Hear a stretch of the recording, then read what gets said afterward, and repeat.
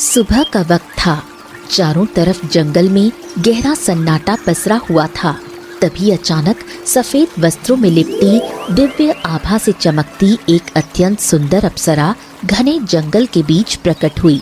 उसके चेहरे पर घबराहट साफ झलक रही थी। अरे ये क्या, मैं यहाँ कहाँ आ गई? मैं तो स्वर्ग लोक जा रही थी। ये कौन सी जगह है? चारों तरफ जंगल, पेड़ पौधे, ये तो स्वर्ग लोक बिल्कुल नहीं लग रहा। लगता है मैं धरती लोक पर आ गई हूँ। लेकिन अब मैं क्या करूँ? मेरे पास इतनी शक्तियाँ भी नहीं बची हैं कि मैं वापस स्वर्ग लोक जा सकूँ। उर्वशी घबराकर इधर उधर देखने लगी और कुछ कदम आगे बढ़ी। तभी अचानक उसे एक अत्यंत मधुर बांसुरी की धुन सुनाई दी। इतनी सुंदर बांसुरी की आवाज, ये तो मैंने स्वर्ग लोक में भी नहीं सुनी। भला इतनी सुंदर धुन कौन बजा रहा होगा? चलो जाकर देखती हूँ। उर्वशी उस बांसुरी की धुन के पीछे पीछे चलने लगी। कुछ ही देर में वो एक तालाब के किनारे पहुंची, जहां एक बेहद खूबसूरत युवक सूरज बांसुरी बजा रहा था। उसके आसपास गायें चर रही थीं। ये दृश्य देखते ही उर्वशी मोहित हो गई। इतनी सुंदर बांसुरी की धुन, और ये मनुष्य भी इतना सुंदर। कहीं ये कोई माया जाल तो नहीं? मैंने सुना है कि धरती लोक के मनुष्य मायावी होते हैं। दिखते कुछ है और होते कुछ और हैं। नहीं, मुझे इसके पास नहीं जाना चाहिए। और वैसे भी इन आभूषणों और वस्त्रों पे कई तो इसे समझ आ जाएगा कि मैं धरती लोक की नहीं हूँ। नहीं, मुझे यहाँ से जाना होगा। इतना कहकर उर्वशी वहाँ से मुड़ गई और घने जंगल की ओर बढ़ने लगी। कई घंटों तक भटकने के बाद भी उसे कोई रास्ता नहीं मिला।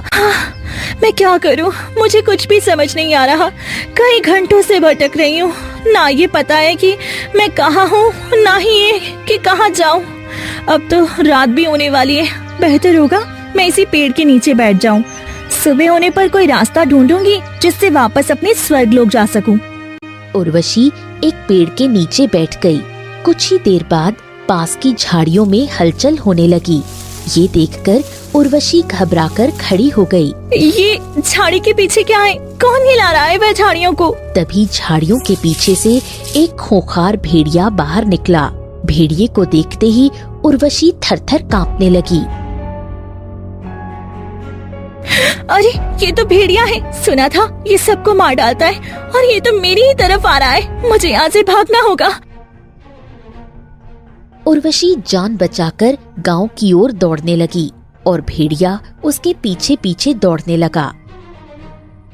भागते भागते उर्वशी एक झोपड़ी के सामने पहुंची। इस घर में तो कोई इंसान ही रहता होगा। उसने मुझे अप्सरा के बीच में देख लिया तो क्या होगा? अपना रूप बदल देती हूँ। उर्वशी ने जल्दी से एक साधारण स्त्री का रूप धारण कर लिया और सूरज बाहर आया। अरे ये तो वही युवक है जिसे मैंने तालाब के किनारे बांसुरी बजाते देखा था। क्या नहीं मैं उसी के पास आ गई? अरे इतनी खूबसूरत लड़की, ये तो कोई साधारण लड़की नहीं लगती। इतनी सुंदर लड़की तो मैंने अपने जीवन में कभी नहीं देखी। बचाओ बचाओ, मेरी रक्षा करो। अरे लेकिन क्या बात है? हुआ क्या हुआ? मेरे पीछे एक भेड़िया है। वे मुझे नुकसान पहुंचाना चाहता है। भगवान के लिए मुझे अपने घर में रख लो। तभी झोपड़ी के अंदर से लता बाहर आई। अरे बेटी, क्या हुआ? तुम इतनी घबराई हुई क्यों हो? एक भेड़िया मुझे मारना चाहता है। अच्छा ठीक है, घबराओ मत, तुम अंदर आओ। मैं अभी उसे सबक सिखाता हूँ, अंदर आओ। सूरज हाथ में डंडा लेकर बाहर निकला और भेड़िए की ओर बढ़ा। जैसे ही भेड़िए ने सूरज के हाथ में डंडा देखा, वो डर के मारे वापस घने जंगल में भाग गया। बड़ा आया था मासूम लड़की को परेशान करने। अरे सामने आ जाता तो टांगे काट देता तेरी। अच्छा हुआ भाग गया, डरपोक। जब भेड़िया वापस नहीं आया, सूरज अंदर लौट आया। देखो बेटा, ये कुछ बोल भी नहीं पा रही है। क्या बात क्या है? तुम इतनी परेशान क्यों हो? मैं इन्हें कैसे बताऊं कि स्वर्ग लोक की अप्सरा हूँ मैं? अगर सच्चाई बता दी तो कहीं ये लोग मुझे नुकसान न पहुँचाए। बेटी घबराओ मत, इस घर में कोई और नहीं है। सिर्फ हम माँ बेटा रहते हैं। तुम कहाँ की हो? तुम्हारे माता पिता कौन है? इतनी रात को घने जंगल में क्या कर रही थी? हाँ हाँ, देखो डरने की जरूरत नहीं है, हम तुम्हें कोई नुकसान नहीं पहुंचाएंगे। मेरा नाम उर्वशी है, इससे ज्यादा मुझे कुछ याद नहीं। मुझे नहीं पता मेरा घर कहाँ है। मैं तालाब के किनारे घायल अवस्था में पड़ी थी। शायद सर पर चोट लगने से मेरी याददाश्त चली गई है। अरे ये तो बहुत बुरा हुआ बेटा। अब ये कहाँ जाएगी? जब तक इसकी याददाश्त वापस नहीं आती, इसे हमारे घर में ही रहने दो। हाँ माँ, आप ठीक कहती हैं। इस हालत में किसी लड़की को अकेला छोड़ना ठीक नहीं है। मैं बहुत थक गई हूँ, मैं सोना चाहती हूँ।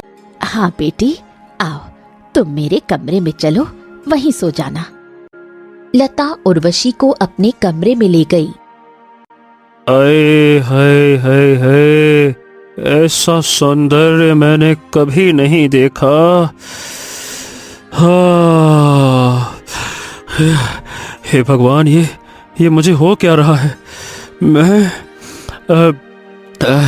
मैं इसके सौंदर्य पर इतना मोहित क्यों हो रहा हूँ? नहीं नहीं नहीं नहीं नहीं नहीं नहीं, मुझे खुद को संभालना होगा। कोई सहारा मांगने आया है, मैं उसे परेशान नहीं कर सकता। हाँ। सूरज भी अपने कमरे में चला गया। धीरे धीरे घर में सन्नाटा छा गया। उसी रात घने जंगल के भीतर एक अलग थलग झोपड़ी में एक तांत्रिका अघोर साधना में लीन थी। चारों तरफ हड्डियां और कंकाल बिखरे पड़े थे। सामने एक विशाल अग्नि कुंड धधक रहा था। तभी अचानक तांत्रिका ने अपनी आंखें खोली और जोर जोर से हंसने लगी। मैं जानती हूँ कि अब मेरी साधना पूरी होने वाली है। मैं बरसों से इसी पल का इंतजार कर रही थी कि कोई भी स्वर्गीय शक्ति धरती पर पधारे, ताकि मैं उसकी बलि देकर सर्वशक्तिशाली बन जाऊं। आज मुझे पता चला कि स्वर्ग लोक की एक अप्सरा धरती लोक पर आ गई है। अब मेरी सारी मनोकामना पूरी होगी।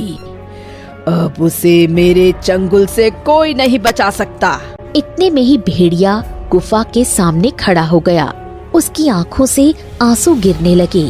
ठीक है, मैं तुम्हें नहीं मारूंगी, लेकिन तुमने उस उर्वशी का पता लगाकर मेरा बहुत अच्छा काम किया है, इसलिए आज मैं तुम्हारी जान बख्श रही हूँ।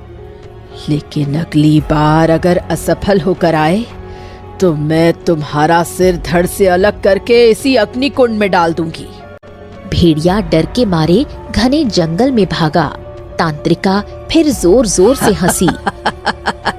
फिर इसी तरह 2-3 दिन बीत गए और सूरज उर्वशी का अच्छे से ध्यान रखने लगा। फिर एक दिन सूरज तैयार होकर घर से निकला। तुम इतनी सुबह सुबह कहाँ जा रहे हो? हाँ, मैं बांसुरी बनाकर बेचने का काम करता हूँ और साथ में सेठ की कुछ गाय भी चराता हूँ, तो बस काम पे जा रहा हूँ। मैं शाम तक आ जाऊंगा। सुनो, तुम खाना वाना खा लेना, अच्छे से आराम करना। मैं तुम्हारे परिवार वालों का भी पता करूंगा, ठीक है? ठीक है, तुम्हारा बहुत बहुत धन्यवाद। तुम मेरी इतनी मदद कर रहे हो जबकि मैं तुम्हें जानती भी नहीं। इसमें अब जानने वाली क्या बात है? इंसानियत तो सबसे बड़ी बात होती है ना उर्वशी। तुम्हें इस तरह से घबराते देख जब हमें परेशानी हो रही है, तो सोचो तुम्हारे परिवार वालों का क्या हाल होगा। तुम्हारे बिना तो मैं सोच भी नहीं सकता। इसलिए चिंता मत करो, मैं किसी भी कीमत पर तुम्हें तुम्हारे घर तक पहुंचा कर ही रहूंगा, ठीक है? हाँ चलो आराम करना, मैं आता हूँ, शाम तक आ जाऊंगा। फिर सूरज वहाँ से चला गया। मेरी माँ कहती थी कि इंसान बहुत बुरे होते हैं, लेकिन ये मेरी मदद करने के लिए इतना तैयार है।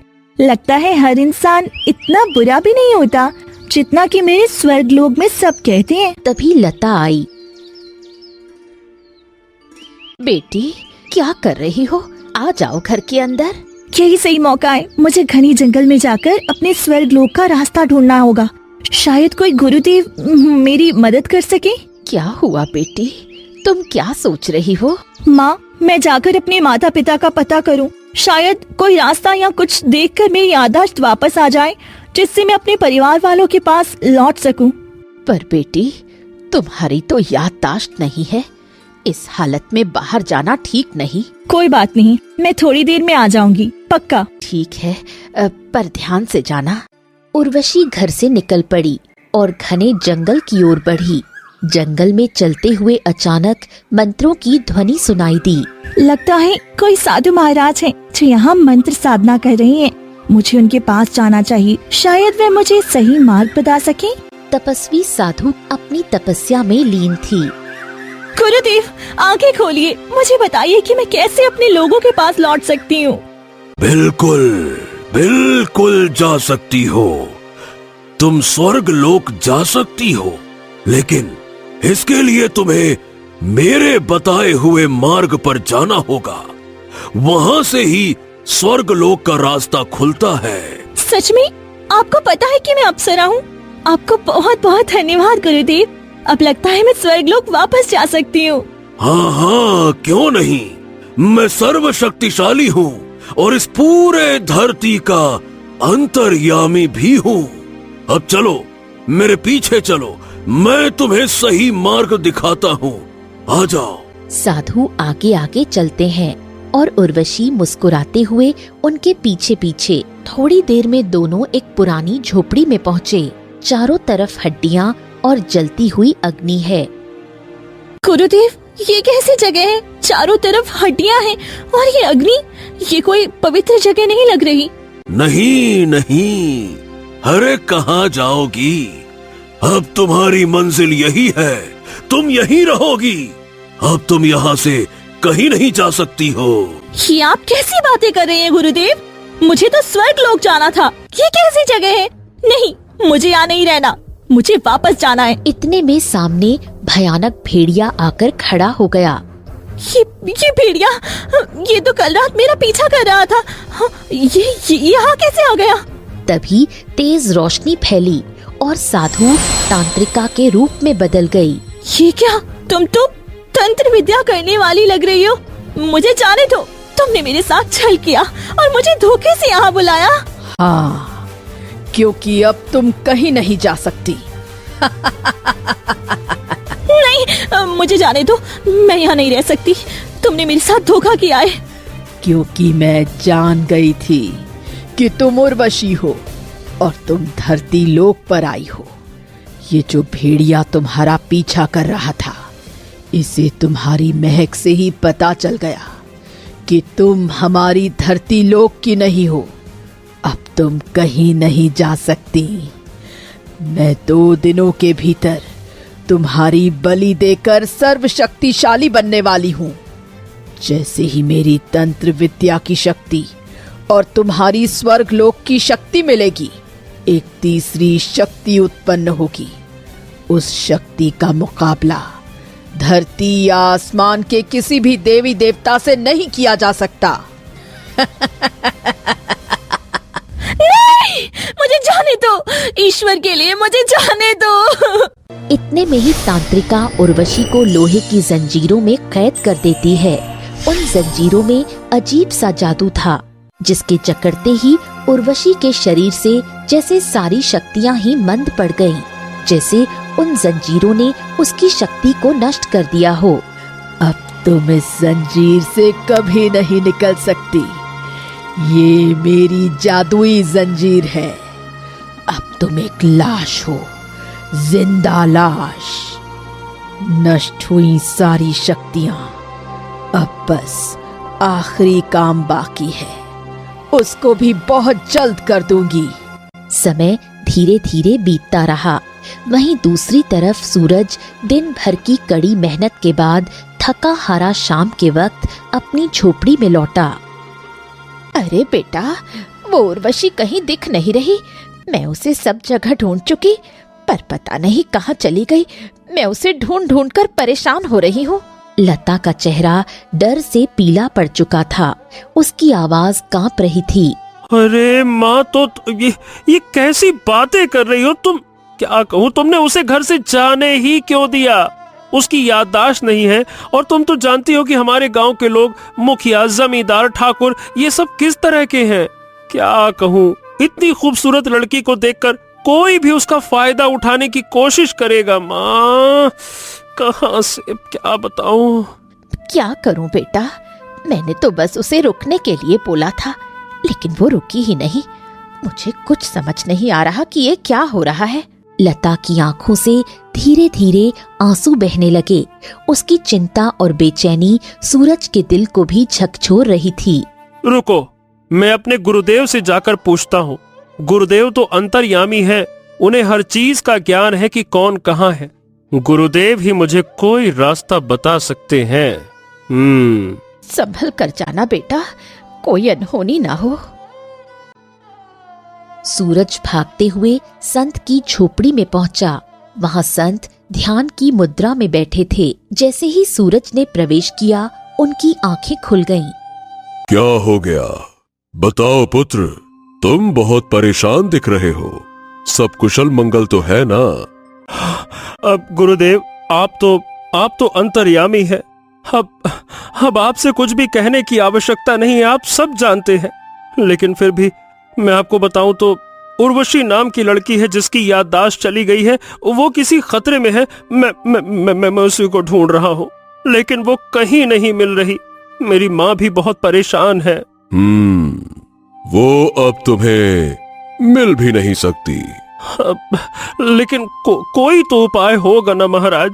कहाँ गई है वो गुरुदेव? कुछ तो बताइए, कोई तो दिशा बताइए, कुछ इशारा दीजिए। हाँ, उसे इस धरती लोक पर सबसे खतरनाक तंत्र विद्या करने वाले त्रिलोचन ने उसे अपनी गुफा में कैद कर लिया है। और अब वो उसकी बलि लेकर एक तीसरी शक्ति उत्पन्न करने वाला है, जिससे वो सर्वशक्तिशाली बनना चाहता है। क्या? नहीं नहीं नहीं नहीं नहीं गुरुदेव, इतनी आसानी से मैं उर्वशी को मरने नहीं दे सकता। आप मुझे कोई भी रास्ता बताइए, जो भी रास्ता हो, जितना भी कठिन हो, मैं उसे बचाना चाहता हूँ। तुम एक मामूली इंसान हो सूरज। तुम भला इतनी बड़ी तंत्र साधना करने वाले त्रिलोचन का सामना कैसे कर पाओगे?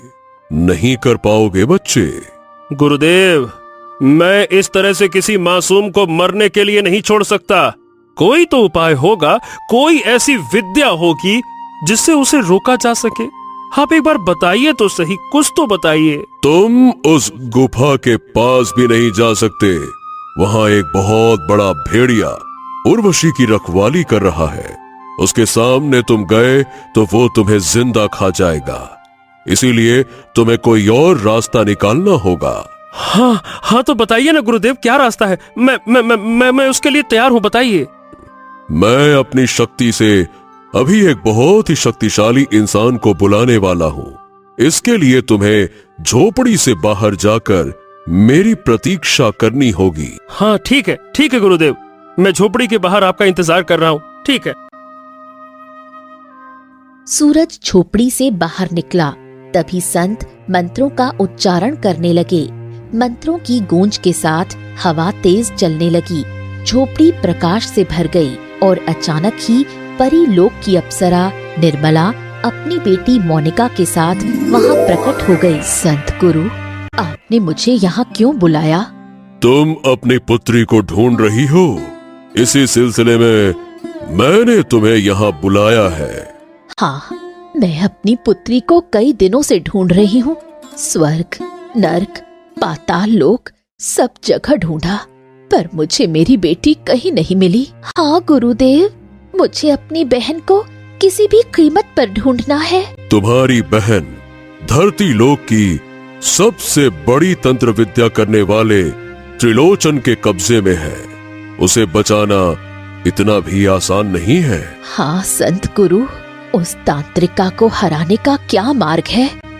तुम दोनों के पास स्वर्ग लोक की शक्तियां हैं, लेकिन त्रिलोचन के पास तंत्र विद्या की शक्तियां हैं। झोपड़ी के बाहर एक सूरज नाम का मेरा शिष्य है। तुम दोनों अपनी सच्चाई छुपाकर उसके पास जाओ और उसकी मदद से हल्द्वानी नदी का जल प्राप्त करना होगा तुम्हें। उस जल को अपनी पुत्री को पिलाना होगा, जिससे उसकी सारी शक्तियां वापस आ जाएंगी। फिर तुम तीनों मिलकर तंत्रिका का सामना कर सकती हो, क्योंकि वो अघोर विद्या की परिपूर्ण है। ठीक है संत गुरु, अगर यही मार्ग है तो मैं अपनी बहन को बचाने के लिए तैयार हूँ। हाँ गुरुदेव, हम अपनी बच्ची को बचाने के लिए कुछ भी करने को तैयार है। फिर दोनों एक साधारण वेश में झोपड़ी से बाहर निकली। आप दोनों, मैंने तो आप दोनों को झोपड़ी में जाते हुए नहीं देखा, तो फिर आप यहाँ? हाँ, हम भी संत गुरु के शिष्य हैं। उन्होंने बताया कि तुम किसी उर्वशी नाम की लड़की को बचाना चाहते हो। चलो हम तीनों मिलकर उसे बचाएंगे। पर हमारे पास तो कोई हथियार ही नहीं है। हम उस तांत्रिक का सामना कैसे करेंगे? कैसे कैसे कैसे? हमें हल्द्वानी नदी का जल लाकर उर्वशी को पिलाना होगा, जिससे कि उर्वशी के अंदर इतनी ताकत आ जाए कि वो उस तंत्र विद्या की शक्ति को तोड़ सके, और फिर हम तीनों मिलकर उसका सामना कर लेंगे। हाँ, गुरुदेव ने बताया है तो इसमें जरूर सच्चाई होगी। हम चार मिलकर एक तांत्रिका को तो हरा ही सकते हैं। ठीक है, अगर ये करना है तो मैं करने के लिए तैयार हूँ, लेकिन हल्द्वानी नदी तो यहाँ से बहुत दूर है और बीच में तो कई जंगली जानवर भी रहते हैं। तुम चिंता मत करो, हम तीनों हैं ना, हम सबका सामना कर लेंगे। अब चलो चलते हैं। फिर तीनों वहाँ से निकल पड़े और घने जंगल से होते हुए आगे बढ़ने लगे। वैसे तुम्हारा क्या रिश्ता है उर्वशी के साथ, और तुम उसके लिए अपनी जान क्यों खतरे में डालना चाहते हो? हाँ, बस एक इंसानियत का रिश्ता है। वो मेरे पास मदद मांगने आई थी और उसकी याददाश्त चली गई है। अगर वो खतरे में रही तो ठीक नहीं होगा। इंसानियत का पहला फर्ज यही कहता है कि जो भी मुसीबत में हो उसकी मदद करनी चाहिए। सच में तुम बहुत अच्छे दिल के हो। चलो अब चलते हैं। तीनों लगातार चलते रहे। उन्होंने कई घंटों का सफर तय किया। तभी अचानक रास्ते में शेर की दहाड़ सुनाई दी। अरे ये क्या, यहाँ तो शेर की दहाड़ सुनाई दे रही है। श्श्श, हमें चुप रहना चाहिए और कहीं छुप जाना चाहिए, वरना ये जंगली जानवर हमें नुकसान भी पहुंचा सकता है। इधर आओ, इस तरफ। चिंता मत करो सूरज बेटा, मैं एक शिकारी की बेटी हूँ। इस जंगली शेर का सामना मैं अच्छी तरह कर लूंगी। तुम बस मेरे पीछे चलो। हाँ, हमें सतर्क रहना होगा, साथ रहकर ही आगे बढ़ना है। इतना कहकर तीनों धीरे धीरे आगे बढ़े, लेकिन तभी शेर अचानक उनके सामने खड़ा हो गया। उसकी तेज दहाड़ और भयानक रूप को देखकर सभी स्तब्ध रह गए। अब हम क्या करें? ये जानवर तो ये तो हमें खा जाएगा। ये तो हमें कच्चा चबा जाएगा। डरो मत बेटा। निर्मला ने धीरे से अपने हाथ ऊपर उठाए और जादुई मंत्र का उच्चारण किया। हल्का तेज प्रकाश फैला। शेर डरकर खुद ही झाड़ियों में भाग गया। अरे ये क्या? ये तो हमें बिना नुकसान पहुंचाए खुद ही झाड़ियों में चला गया। ये कैसे हो गया? शायद हमें देखकर डर गया होगा। चलो आगे बढ़ते हैं। इतना कहते ही तीनों अपने रास्ते पर फिर से आगे बढ़ गए। कुछ समय बाद वो हल्द्वानी नदी के पास पहुँचे, जिसका जल गहरे नीले रंग से चमक रहा था। ऐसी नदी तो मैंने अपने जीवन में कभी नहीं देखी। क्या आप लोगों ने इस नदी को नहीं देखा है? ये तो हमारे गांव की सबसे पवित्र नदी है। इसका जल बहुत ही शक्तिशाली और पवित्र है। हाँ, क्यों नहीं। चलो जल्दी से ये जल ले लो। फिर सूरज जल्दी से नदी का पवित्र जल ले लेता है। तीनों फिर वहाँ से निकलकर पुरानी झोपड़ी की तरफ बढ़ने लगे। जैसे ही पुरानी झोपड़ी में पहुँचे, भेड़िया हमला करने के लिए आगे बढ़ा। ओ, ये तो वही भेड़िया है जो मेरे घर पर उर्वशी का पीछा कर रहा था। ये भेड़िया यहाँ क्या कर रहा है? ये कोई साधारण भेड़िया नहीं है, ये तांत्रिका की शिष्य है। और वो उर्वशी की जान लेना चाहता है। ओ, ये आपको कैसे पता चला? अभी तुम्हें सारी सच्चाई पता चल जाएगी। तुम अंदर चलो। निर्मला अपनी दिव्य शक्तियों का उपयोग करती है और भेड़िया वहीं गिर जाता है। ये क्या? आप लोग कोई साधारण इंसान नहीं लग रहे। मतलब आपके पास ये अद्भुत शक्तियां हैं, ये कैसे? हाँ, क्योंकि हम लोग इस धरती लोक के नहीं हैं। अब तुम अंदर चलो। सूरज हक्का बक्का रह गया। वो दोनों झोपड़ी के अंदर प्रवेश कर गए। भागकर सूरज भी साथ आया। तभी तांत्रिका खड़ी हो गई। तुम सब यहाँ क्या कर रही हो? चली जाओ यहाँ से। तुम्हारी हिम्मत कैसे हुई मेरी बेटी को अपने कब्जे में रखने की? छोड़ दो मेरी बेटी को, वरना मैं तुम्हें जान से मार दूंगी। सूरज और निर्मला का साहस देखकर तांत्रिका थोड़ी झिझकी। तभी निर्मला उर्वशी की तरफ देखती है। उर्वशी बेहोशी की अवस्था में जंजीर में जकड़ी पड़ी थी। ये क्या? तुमने मेरी बेटी के साथ क्या किया है? तुम्हारी बेटी अब नहीं बच पाएगी, क्योंकि अब वो मरने वाली है। तांत्रिका की हंसी से गुफा का वातावरण भयावह हो गया। वो दोनों तांत्रिका को अपनी बातों में उलझाते हैं।